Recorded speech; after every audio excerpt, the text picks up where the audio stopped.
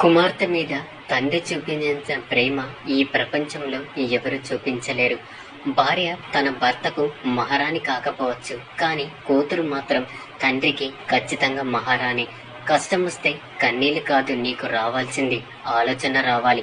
ఆ కష్టాన్ని అధిగమించే మనోధైర్యం రావాలి. నీకు సహాయం చేసిన వారిని ఎప్పుడు మర్చిపోవద్దు. నిన్ను ప్రేమించే వారిని ఎన్నడూ ద్వేషించవద్దు. నిన్ను నమ్ముకున్న వారిని ఎన్నడూ మోసం చేయవద్దు. మీ స్నేహితుడు ఎవరో తెలిస్తే మీ క్యారెక్టర్ తెలుస్తుంది. మీ శత్రువు ఎవరో తెలిస్తే మీ కెపాసిటీ ఏమిటో తెలుస్తుంది.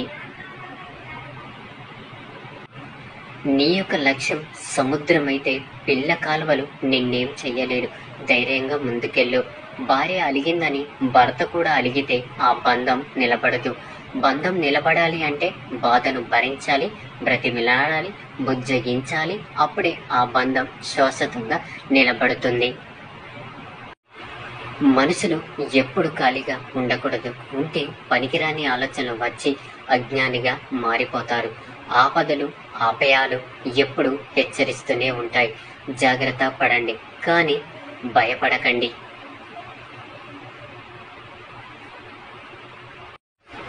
మొదటిది, అప్పు చేసేలా ఖర్చు పెట్టకండి. రెండవది, మనస్పర్ధలు వచ్చేలా మాట్లాడకండి. మూడవది, గతాన్ని తలుచుకుని బాధపడకండి. నాలుగవది, ఎవరు ఏం చెప్పినా పూర్తిగా వినకుండా మాట్లాడకండి. 5, కడుపు ఉబ్బరించేలంతగా తినకండి. నిన్ను ప్రేమించే వారి కోసం జీవించాలి. నిన్ను ద్వేషించే వారి కోసం జీవించి చూపించాలి. భర్త గెలుపుకైనా ఓటమికైనా సగం కారణం భార్య అన్నది ఎంత నిజమో, భార్య కన్నిటికైనా ఆనందానికైనా కారణం భర్తే అనేది కూడా అంతే నిజం. గతం గురించి ఆలోచించి ఉపయోగం లేదు. రేపటిని తలిచి భయపడడంలో ఉపయోగం లేదు. కాలంతో పాటు ముందుకు సాగిపోవడమే జీవితం. కానీ ఈ విషయం అర్థమయ్యేసరికి సగం లైఫ్ అయిపోతుంది. ప్రతి వ్యక్తి జీవితంలో ఏదో ఒక విధంగా బ్రతికేయాలి అనుకుంటే సర్దుకుపోతాడు. కానీ నేను ఇలానే బ్రతకాలి అని అనుకుంటే మాత్రం జీవితంలో పోరాడుతూనే ఉంటాడు. మాటలే కదా అని తేలికగా తీసి పారేయకు. ఎందుకంటే అవి మనుషుల మధ్య దూరాన్ని దగ్గర చేయగలవు, అవి దగ్గరను దూరం చేయగలవు. మాటలు ఒక వ్యక్తి జీవితంలో అమృతాన్ని నింపగలవు, విషాన్ని కూడా చిందించగలవు. కాబట్టి తగు జాగ్రత్త వహించడం ఎంతో అవసరం. బాధ ఎంత గొప్పదంటే వస్తువుని నీ సొంత వాళ్ళను గుర్తు తెచ్చేలా చేస్తుంది. సంపద ఎంత చెడ్డది అంటే వస్తువుని నీకు సొంత వాళ్ళను కూడా మర్చిపోయేలా చేస్తుంది. లైఫ్ పార్ట్నర్ అందంగా లేకపోయినా పర్వాలేదు, అర్థం చేసుకునే మనసు ఉంటే చాలు. జీవితం చాలా ఆనందంగా సాగిపోతుంది. గుర్తుపెట్టుకోండి, గెలిచిన కథలో గమ్యం ఉంటుంది, ఓడిన కథలో జీవితం ఉంటుంది. సహాయం అనేది ఎదుటివారి పరిస్థితిని బట్టి చెయ్యాలి, కానీ వారితో నీకున్న అవసరాన్ని బట్టి కాదు.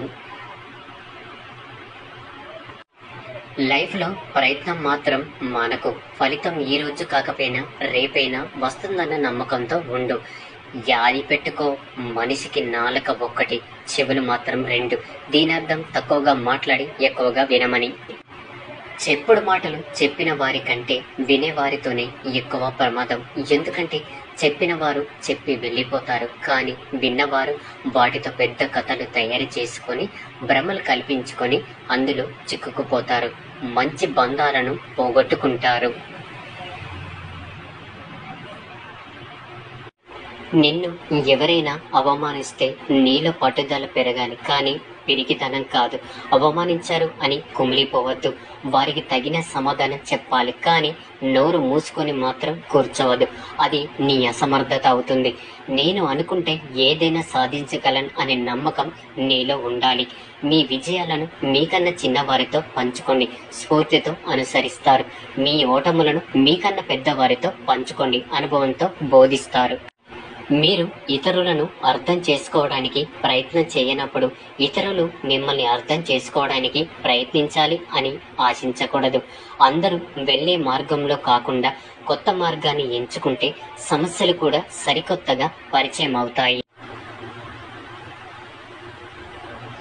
మీ పైన ఉన్న వాడిని చూసి బాధపడకండి. మీపై మీకు అసహ్యం వేస్తుంది. మీ కింద ఉన్న వాడిని చులకనగా చూడకండి. తల పొగర వస్తుంది. మిమ్మల్ని మీరు ఎవరితోనూ పోల్చుకోకండి. మీరు మీలాగే ఉండండి. గెలవాలనే నమ్మకం వస్తుంది.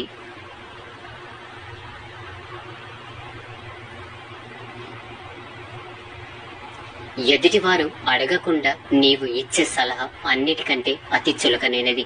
లైఫ్లో ఎవరినైనా ఎంతటి వారినైనా దిగజారుస్తుంది, శాసిస్తుంది అంటే అది కేవలం అవసరం మాత్రమే. తన రక్తం పంచుకొని పుట్టిన కుమారుడిని తిన్న ఎంగిలి పళ్ళెం కడిగే తల్లి గొప్పది అయితే, ఏ రక్త సంబంధం లేకుండా తాళి అనే ఒక బంధంతో తన ఇంటికి వచ్చి మనం తిన్న ఎంగిలి పళ్ళెం కడిగే భార్య కూడా చాలా గొప్పది. ఇది కేవలం మహిళలకు మాత్రమే సాధ్యమవుతుంది. చిన్నప్పటి నుండి ఎంతమంది ఫ్రెండ్స్ ఉన్నా పెళ్ళైన తర్వాత భర్తే ఫ్రెండ్గా ఉంటే ఆ భార్యకు మించిన అదృష్టవంతురాలు ఎవ్వరు ఉండరు. ఆ జంటను ఎవ్వరూ విడదీయలేరు.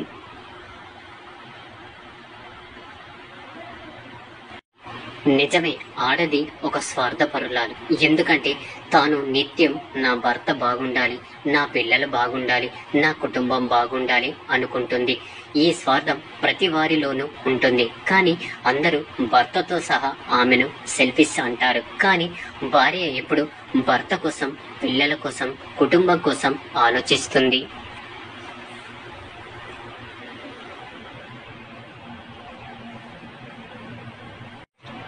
ఒక చెడు అలవాటుకి బానిసైనా పర్వాలేదు, కానీ ఒక ఆడదానికి మాత్రం బానిస కాకూడదు. ఎందుకంటే వాళ్ళు లేని రోజులు ఉండాల్సి వస్తే భరించలేం. ఎదుటి వాళ్ళు ఎలా ఉన్నారో చూడకండి, ఎలాంటి వాళ్ళో తెలుసుకోండి. మిగతా వాళ్ళు ఏమనుకుంటున్నారో ఆలోచించకండి. వాళ్ళతో మీరు ఎలా ఉండగలరో చూసుకోండి.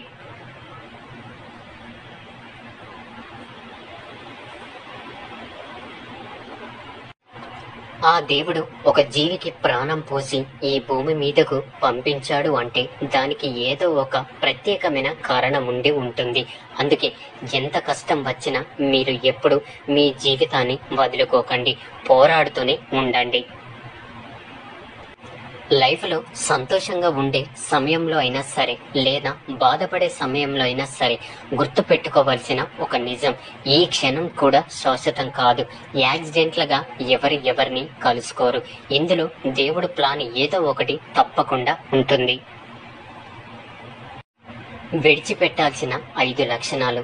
1. అందరినీ సంతృప్తి పరచాలని అనుకోవడం. 2. అనవసరంగా ఎక్కువగా ఆలోచించడం. 3. నిన్ను నువ్వే కించపరుచుకోవడం. 4. మార్పుకి భయపడడం. 5. గతంలో జీవించడం.